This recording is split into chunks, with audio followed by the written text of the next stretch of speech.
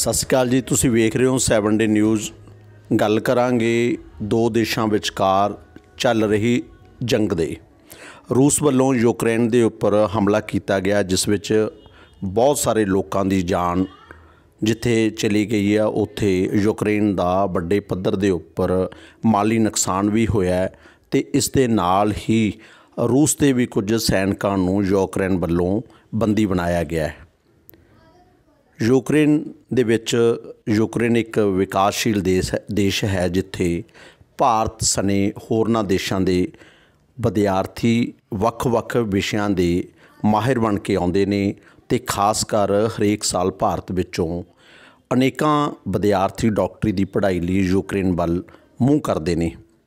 ਇਸ ਵੇਲੇ ਰੂਸ ਵੱਲੋਂ ਯੂਕਰੇਨ ਦੇ ਉੱਪਰ ਜਿੱਥੇ ਹਮਲਾ ਕੀਤਾ ਗਿਆ ਹੈ, ਉੱਥੇ ਬਹੁਤ ਸਾਰੇ ਭਾਰਤੀ ਵਿਦਿਆਰਥੀ ਉੱਥੇ ਫਸੇ ਹੋਏ ਹਨ, ਜਿਨ੍ਹਾਂ ਕਰਕੇ ਪੂਰੇ ਭਾਰਤ ਦੇ ਵੱਖ-ਵੱਖ ਸੂਬਿਆਂ ਸਣੇ ਵੱਖ-ਵੱਖ ਸ਼ਹਿਰਾਂ ਦੇ ਵਿੱਚ ਬੜੀ ਚਿੰਤਿਤ ਵਾਲਾ ਵਿਸ਼ਾ ਬਣਿਆ ਹੋਇਆ। ਸਰਕਾਰ ਲਈ ਇਹ ਪੇਚੀਦਾ ਮਸਲਾ ਹੈ। ਜਿੰਨਾ ਚਿਰ ਉਹ ਬੱਚੇ ਆਪਣੇ ਮਾਪਿਆਂ ਦੇ ਕੋਲ ਨਹੀਂ ਪਹੁੰਚ ਜਾਂਦੇ, ਇਹ ਚਿੰਤਾ ਹੋਰ ਵੀ ਗਹਿਰੀ ਹੁੰਦੀ ਜਾ ਰਹੀ ਹੈ। ਅਸੀਂ ਇਸ ਵੇਲੇ ਪਹੁੰਚੇ ਹਾਂ ਜ਼ਿਲ੍ਹਾ ਬਰਨਾਲਾ ਦੇ ਸ਼ਹਿਰ ਤੱਪਾ ਮੰਡੀ, ਜਿੱਥੋਂ ਦੇ ਦੋ ਵਿਦਿਆਰਥੀ ਯੂਕਰੇਨ ਦੇ ਅੰਦਰ ਡਾਕਟਰੀ ਦੀ ਪੜ੍ਹਾਈ ਕਰਨ ਲਈ ਪੁੱਜੇ ਹੋਏ ਸਨ, ਜਿਨ੍ਹਾਂ ਨੇ ਵਿੱਚੋਂ ਇੱਕ ਨੇ ਅੱਜ ਅਤੇ ਇੱਕ ਨੇ ਕੁਝ ਦਿਨ ਬਾਅਦ ਟਿਕਟਾਂ ਵੀ ਆਪਣੀਆਂ ਬੁੱਕ ਕਰਵਾਈਆਂ ਹੋਈਆਂ ਸਨ। ਏਅਰਪੋਰਟ ਦੇ ਰਾਹੀਂ ਉਹਨਾਂ ਨੇ ਭਾਰਤ ਪੁੱਜਣਾ ਸੀ, ਪਰ ਬੀਤੀ ਰਾਤ ਹੀ ਉੱਥੇ ਹਮਲਾ ਹੋਣ ਦੇ ਕਾਰਨ ਏਅਰਪੋਰਟ ਵੀ ਤਬਾਹ ਹੋ ਗਏ, ਜਾਂ ਇਹ ਗੱਲ ਕਹਿ ਲਈਏ ਵੀ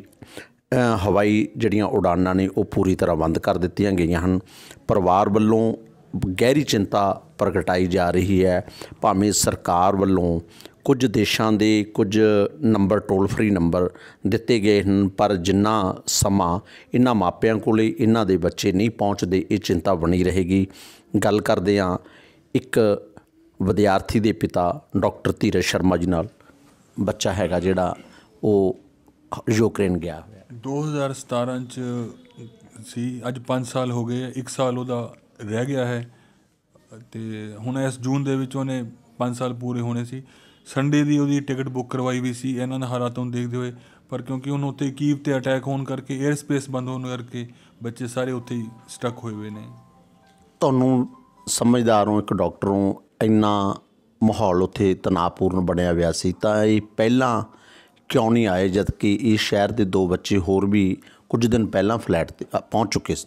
ਅਸੀਂ ਵੀ ਉਹਨਾਂ ਨੂੰ ਬਹੁਤ ਕਿਹਾ ਸੀ, ਉਹ ਵੀ ਬੱਚੇ ਵੀ ਉੱਥੇ ਟਿਕਟ ਬੁੱਕ ਕਰਾਉਣ ਦੀ ਕੋਸ਼ਿਸ਼ ਕਰ ਰਹੇ ਸੀ, ਪਰ ਬੱਚਿਆਂ ਦੀ ਟਿਕਟ ਦਾ ਰਸ਼ ਹੀ ਇੰਨਾ ਜ਼ਿਆਦਾ ਸੀ ਕਿ ਕੁਛ ਬੱਚੇ ਕਲਿੱਕ ਕਰਦੇ ਸੀ ਤਾਂ ਉਹਨਾਂ ਦੀ ਟਿਕਟ ਬੁੱਕ ਹੋ ਜਾਂਦੀ ਸੀ। ਕੁਛ 1 ਸੈਕਿੰਡ ਜਾਂ 1 ਮਿੰਟ ਦਾ ਵੀ ਅਗਰ ਗੈਪ ਪੈ ਜਾਂਦਾ ਸੀ ਤਾਂ ਉਹ ਟਿਕਟ ਉੱਥੇ ਬੁੱਕ ਨਹੀਂ ਹੁੰਦੀ ਸੀ। ਫਿਰ ਅਸੀਂ ਚਾਰਟਰਡ ਫਲਾਈਟ 'ਤੇ ਪਤਾ ਕੀਤਾ ਸੀ, ਜੋ ਸਾਡੇ ਇਹਨਾਂ ਦੇ ਆਪਣੇ ਏਜੰਟ ਸੀਗੇ ਗਰੁੱਪ ਦੇ, ਉਹਨਾਂ ਨੇ ਚਾਰਟਰਡ ਫਲਾਈਟ ਦਾ ਅਰੇਂਜਮੈਂਟ ਕੀਤਾ। ਉਹ ਚਾਰਟਰਡ ਫਲਾਈਟ ਹੀ ਸੰਡੇ ਨੂੰ ਆਉਣੀ ਸੀ। ਫਿਰ ਮੈਸੇਜ ਆਇਆ ਕਿ ਉਹ ਮੰਡੇ ਨੂੰ ਆਏਗੀ, ਪਰ ਅਸੀਂ ਇਹ ਵੀ ਆਸ਼ਵਸਤ ਹੋ ਗਏ ਸੀ ਕਿ ਇਸ ਫਲਾਈਟ ਮੰਡੇ ਨੂੰ ਆ ਰਹੀ ਹੈ, ਚਲੋ ਕੋਈ ਗੱਲ ਨਹੀਂ, ਹੁਣ 2 ਦਿਨ ਦੀ ਗੱਲ ਹੈ, 3 ਦਿਨ ਦੀ ਗੱਲ ਹੈ, ਬੱਚੇ ਪਹੁੰਚ ਜਾਣਗੇ। ਪਰ 1 ਦਿਨ ਪਹਿਲਾਂ ਅਟੈਕ ਹੋਣ ਕਰਕੇ ਇਹ ਸਾਰਾ ਏਅਰ ਸਪੇਸ ਜਾਂ ਏਅਰਪੋਰਟ ਸਾਰੇ ਬੰਦ ਹੋਣ ਕਰਕੇ ਬੱਚੇ ਹੁਣ ਉੱਥੇ ਹੀ ਫਸੇ ਰਹਿ ਗਏ ਹੈ। ਹੁਣ ਤਾਂ ਗੌਰਮੈਂਟ ਨੂੰ ਇਹੀ ਕਹਿ ਰਹੇ ਹਾਂ ਕਿ ਬਾਏ ਰੋਡ ਕੱਢੋ, ਬਾਏ ਏਅਰ ਕੱਢੋ, ਕਿਸੇ ਤਰ੍ਹਾਂ ਵੀ ਹੈ ਵੀ ਸਾਡੇ ਬੱਚੇ ਉੱਥੋਂ ਵਾਪਸ। ਡਾਕਟਰ ਸਾਹਿਬ, ਹਮਲੇ ਤੋਂ ਬਾਅਦ ਤੁਹਾਡੇ ਬੇਟੇ ਨਾਲ ਗੱਲ ਹੋਈ? ਹਾਂਜੀ, ਉਹਦਾ ਗੱਲ ਹੋਈ ਸੀ ਉਹਦੇ ਨਾਲ, ਅਤੇ ਉਹ ਹੁਣੀ ਅੱਧਾ ਘੰਟਾ ਪਹਿਲਾਂ ਹੀ ਗੱਲ ਹੋ ਕੇ ਹਟੀ ਹੈ। ਉਹ ਕਹਿ ਰਿਹਾ ਕਿ ਸ਼ੈਲਿੰਗ ਇੱਥੇ ਹੋ ਰਹੀ ਹੈ ਅਤੇ ਅਸੀਂ ਉੱਥੇ ਥੋੜ੍ਹਾ ਜਿਹਾ ਸ਼ੈਲਿੰਗ ਦੇ ਵਿੱਚ ਫਸੇ ਸੀ ਅਤੇ ਹੁਣ ਅਸੀਂ ਬੰਕਰ ਦੇ ਵਿੱਚ ਆ ਗਏ ਹਾਂ। ਡਾਕਟਰ ਸਾਹਿਬ, ਤੁਹਾਡੀ ਲਾਸਟ ਕਦੋਂ ਗੱਲ ਹੋਈ ਹੈ? ਲਾਸਟ ਉਹਦੀ ਹੁਣੀ ਘੰਟਾ ਕੁ ਪਹਿਲਾਂ ਗੱਲ ਹੋਈ ਸੀ। ਉਹ ਕਹਿ ਰਿਹਾ ਸੀ ਕਿ ਅਸੀਂ ਦੁਬਾਰਾ ਬੰਕਰ ਦੇ ਵਿੱਚ ਆ ਗਏ ਹਾਂ, ਕਿਉਂਕਿ ਉੱਥੇ ਨਜ਼ਦੀਕ ਸ਼ੈਲਿੰਗ ਕਾਫੀ ਜ਼ਿਆਦਾ ਹੋ ਰਹੀ ਹੈ।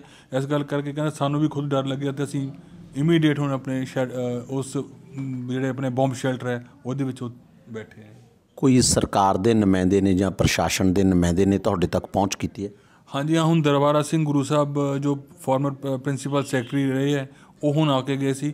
ਉਹਨਾਂ ਨੇ ਸਾਰੀ ਐਪਲੀਕੇਸ਼ਨ ਆਪਣੇ principal secretary to CM Channi Sahib ਨੂੰ ਕੀਤੀ ਹੈ। ਉਹਨਾਂ ਨੇ ਅੱਗੇ ਮਿਨਿਸਟਰੀ ਆਫ ਫੋਰਨ ਅਫੇਅਰ ਨੂੰ ਅੱਗੇ ਫਾਰਵਰਡ ਕਰਤੀ ਹੈ।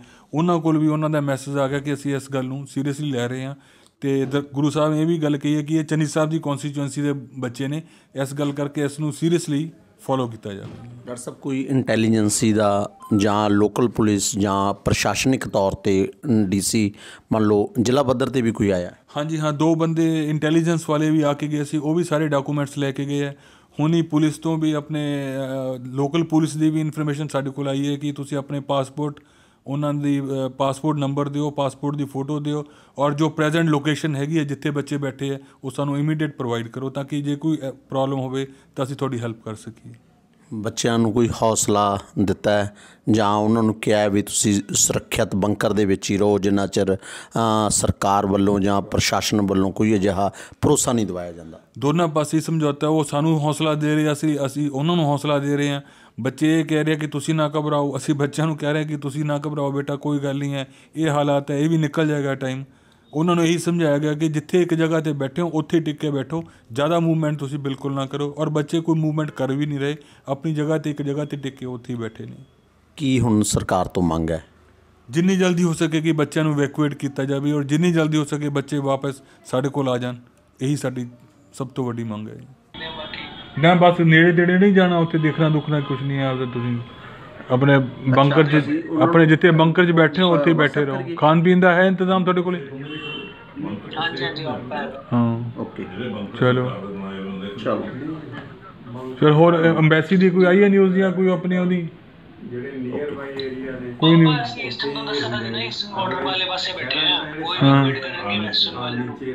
ਤੇ ਬਾਕੀਆਂ ਨੂੰ ਕਿਉਂ ਨਹੀਂ ਕਰਨਗੇ? ਕਿ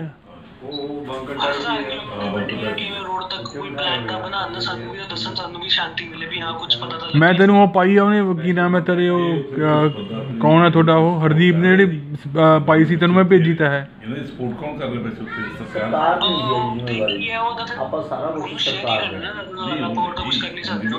ਚਲੋ ਦੇਖ ਰਿਹਾ, ਕਰਦਾ ਮੈਂ ਵੀ ਕਰਦਾ, ਗੁਰੂ ਸਾਹਿਬ ਨਾਲ ਦੁਬਾਰਾ ਫੇਰ ਗੱਲ ਕਰਨੀ। ਤੁਸੀਂ ਕਿੰਨੀ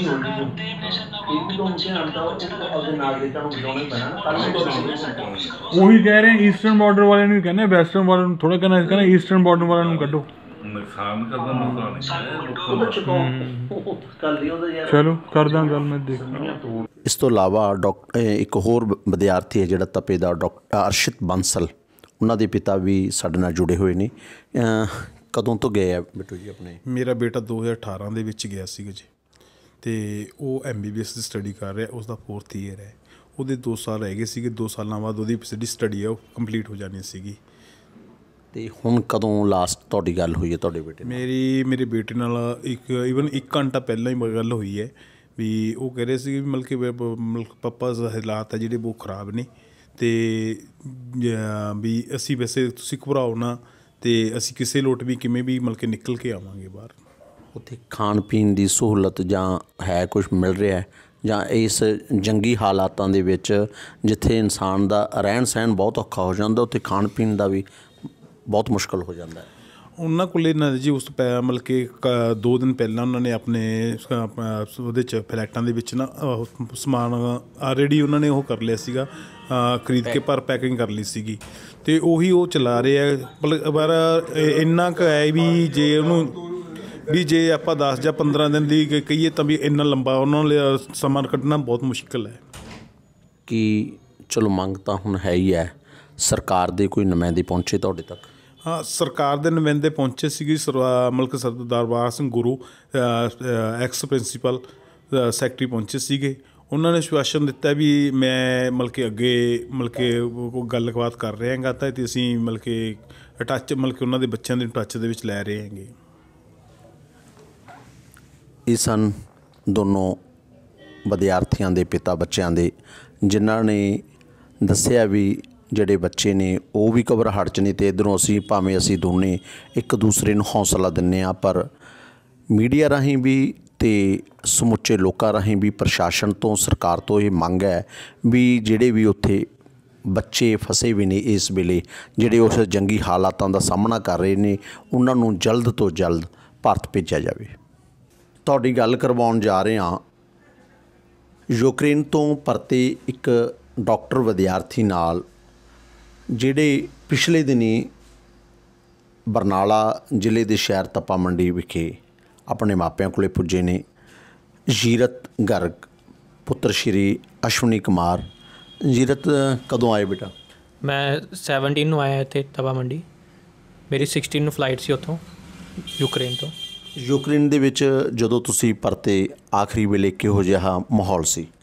ਮਾਹੌਲ ਬਿਲਕੁਲ ਨੋਰਮਲ ਸੀ ਉੱਥੇ, ਕੁਛ ਵੀ ਐਸੀ ਗੱਲ ਨਹੀਂ ਸੀਗੀ ਜਿਵੇਂ ਦਾ ਹੁਣ ਮਾਹੌਲ ਆ, ਐਸੀ ਕੋਈ ਗੱਲ ਨਹੀਂ ਹੈਗੀ ਸੀਗੀ। ਤੁਹਾਨੂੰ ਪਤਾ ਲੱਗ ਗਿਆ ਸੀ ਵੀ ਸ਼ਾਇਦ ਜੰਗ ਲੱਗ ਜੇ ਜਾਂ ਇੱਥੇ ਯੂਕਰੇਨ 'ਤੇ ਹਮਲਾ ਹੋ ਜੇ? ਹਾਂਜੀ, ਜਿਸ ਹਿਸਾਬ ਨਾਲ ਬਾਰਡਰ 'ਤੇ ਹਾਲਾਤ ਸੀਗੇ ਉਸ ਹਿਸਾਬ ਨਾਲ ਤਾਂ ਲੱਗ ਰਿਹਾ ਸੀ ਕੁਛ ਵੀ ਹੋ ਸਕਦਾ ਕਦੇ ਵੀ। ਜਿਹੜਾ ਤੁਸੀਂ ਇਹ ਨਿਰਣਾ ਲਿਆ ਭਾਰਤ ਪਰਤਣ ਦਾ, ਅਤੇ ਇਹ ਜੀਰਤ ਵੀ ਇਹ ਸਰਕਾਰ ਨੇ ਉੱਥੋਂ ਦੀ ਨੇ ਹਦਾਇਤ ਕੀਤੀ ਜਾਂ ਕੋਈ ਤੁਹਾਡਾ ਆਪਣਾ ਹੀ ਇਹ ਸੋਚ ਸੀ ਜਾਂ ਮਾਪਿਆਂ ਦਾ ਪ੍ਰੈਸ਼ਰ ਸੀ? ਨਹੀਂ, ਇਹ ਮੇਰੇ ਮੰਮੀ ਪਾਪਾ ਦਾ ਵੀ ਪ੍ਰੈਸ਼ਰ ਸੀਗਾ ਅਤੇ ਮੈਂ ਵੀ ਆਪਣਾ ਡਿਸੀਜ਼ਨ ਲਿਆ ਕਿ ਵੀ ਚਲੇ ਜਾਣਾ ਚਾਹੀਦਾ। ਸਰਕਾਰ ਦੇ ਉੱਤੇ ਨੇ ਕੁਛ ਨਹੀਂ ਕਿਹਾ, ਨਾ ਹੀ ਇੰਡੀਅਨ ਐਮਬੈਸੀ ਨੇ ਸਾਨੂੰ ਕੋਈ ਹਦਾਇਤ ਦਿੱਤੀ। ਇੰਡੀਅਨ ਐਮਬੈਸੀ ਨੇ ਬਹੁਤ ਲੇਟ ਹਦਾਇਤ ਦਿੱਤੀ ਕਿ ਤੁਸੀਂ ਚਲੇ ਜਾਓ। ਬੇਟਾ ਆਮ ਦਿਨਾਂ ਦੇ ਵਿੱਚ ਜਿਹੜੀ ਉੱਥੇ ਟਿਕਟ ਕਿੰਨੇ ਕੁ ਦੀ ਹੁੰਦੀ ਹੈ?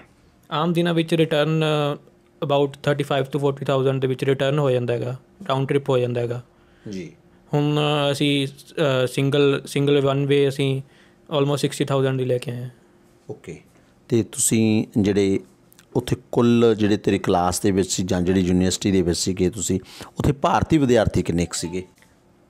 ਪੂਰੇ ਆਲ ਓਵਰ ਯੂਕਰੇਨ 'ਚ ਆਲਮੋਸਟ 18,000 ਦੇ ਕਰੀਬ ਇੰਡੀਅਨ ਸਟੂਡੈਂਟਸ ਹੈ, ਅਤੇ ਜਿੱਥੇ ਮੈਂ ਖਾਰਕਿਵ 'ਚ ਰਹਿੰਦਾ ਹੈਗਾ ਉੱਥੇ ਆਲਮੋਸਟ 4,000 ਇੰਡੀਅਨ ਸਟੂਡੈਂਟਸ ਹੈਗੇ। ਕਿੰਨੇ ਕੁ ਤੁਸੀਂ ਪਰਤੇ ਆਏ ਉੱਧਰੋਂ?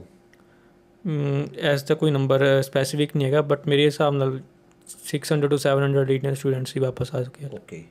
ਅਤੇ ਹੁਣ ਵੀ ਤੁਹਾਡੀ ਉੱਥੇ ਗੱਲਬਾਤ ਹੁੰਦੀ ਹੋਊਗੀ ਜਿਹੜੇ ਤੁਹਾਡੇ ਬਾਕੀ ਰਹਿ ਗਏ ਦੋਸਤ ਜਾਂ ਭਾਰਤੀ ਜਿਹੜੇ ਵੀ ਇੱਧਰਲੇ ਵਿਦਿਆਰਥੀ ਹੈਗੇ ਆ, ਅਤੇ ਉਹ ਕੀ ਦੱਸ ਰਹੇ ਨੇ? ਪਹਿਲਾਂ ਤਾਂ ਕੱਲ੍ਹ ਤੱਕ ਤਾਂ ਹਾਲੇ ਮਾਹੌਲ ਥੋੜ੍ਹਾ ਜਿਹਾ ਠੀਕ ਸੀ, ਪਰ ਇੰਨਾ ਠੀਕ ਨਹੀਂ ਸੀ, ਟੈਨਸ਼ਨ ਵਾਲਾ ਮਾਹੌਲ ਸੀ ਬਹੁਤ। ਬਟ ਅੱਜ ਇਨ ਸਿਟੀਜ਼ 'ਚ ਵੀ ਸ਼ੈਲਿੰਗ ਬਹੁਤ ਜ਼ਿਆਦਾ ਹੋ ਰਹੀ ਹੈ ਜੀ, ਇਸ ਕਰਕੇ ਬੱਚੇ ਬਹੁਤ ਘਬਰਾਏ ਹੋਏ, ਸਾਰੇ ਸ਼ੈਲਟਰਸ ਦੇ ਵਿੱਚ ਹੈਗੇ। ਆਪਣਾ ਸ਼ੈਲਿੰਗ ਬਹੁਤ ਜ਼ਿਆਦਾ ਹਾਰਡ ਹੋ ਰਹੀ ਹੈ ਹੁਣ ਇਸ ਟਾਈਮ 'ਤੇ।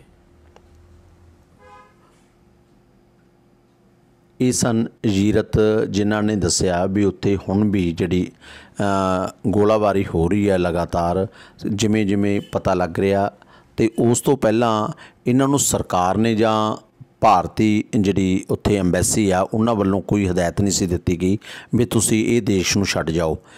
ਮਾਪਿਆਂ ਦਾ ਪ੍ਰੈਸ਼ਰ ਲਾ ਲਈਏ, ਬੱਚਿਆਂ ਦੀ ਸੋਚ ਲਾ ਲਈਏ, ਅਤੇ ਉਹ ਉੱਥੋਂ ਮੂਵ ਕਰ ਗਏ ਨੇ। ਪਰ ਹੁਣ ਵੀ ਬਹੁਤ ਜ਼ਿਆਦਾ ਭਾਰਤੀ ਵਿਦਿਆਰਥੀ ਹੈ ਜਿਹੜੇ ਉੱਥੇ ਫਸੇ ਹੋਏ ਨੇ, ਉਹਨਾਂ ਦੀ ਜਾਨ ਹੈ ਜਿਹੜੀ ਉਹ ਜੋਖਮ ਦੇ ਵਿੱਚ, ਭਾਵੇਂ ਪੂਰੇ ਹੀ ਯੂਕਰੇਨ ਦੇ ਅੰਦਰ ਰਹਿਣ ਵਾਲੇ ਸਮੁੱਚੇ ਲੋਕਾਂ ਦੀ ਜਾਨ ਦੀ ਤਰ੍ਹਾਂ ਭਾਰਤੀਆਂ ਦੀ ਜਾਨ ਵੀ ਉੱਥੇ ਜਿਹੜੀ ਹੈਗੀ ਆ ਉਹ ਬੜੀ ਜੋਖਮ 'ਚ ਪਈ ਹੋਈ ਹੈ। ਮਾਪੇ ਇੱਧਰ ਚਿੰਤਿਤ ਨੇ। ਸਰਕਾਰਾਂ ਨੂੰ ਵੀ ਚਾਹੀਦਾ ਹੈ ਵੀ ਉਹ ਜਲਦ ਤੋਂ ਜਲਦ ਉਹਨਾਂ ਵਿਦਿਆਰਥੀਆਂ ਨੂੰ ਉਹਨਾਂ ਦੇ ਮਾਪਿਆਂ ਕੋਲੇ ਪਹੁੰਚਾਵੇ, ਸਵਦੇਸ਼ ਪਹੁੰਚਾ ਦੇਵੇ। ਅਤੇ ਸਮੇਂ ਦੇ ਉੱਪਰ ਗੱਲ ਕਰਦੇ ਰਹਾਂਗੇ। ਮੈਂ ਲੁਬਾਸ ਸਿੰਗਲਾ ਦੇ ਨਾਲ ਕੁਮਾਰ ਬਿਸ਼ਪ ਜੀ, ਚੈਨਲ 7 ਡੇ ਨਿਊਜ਼ ਬਰਨਾਲਾ।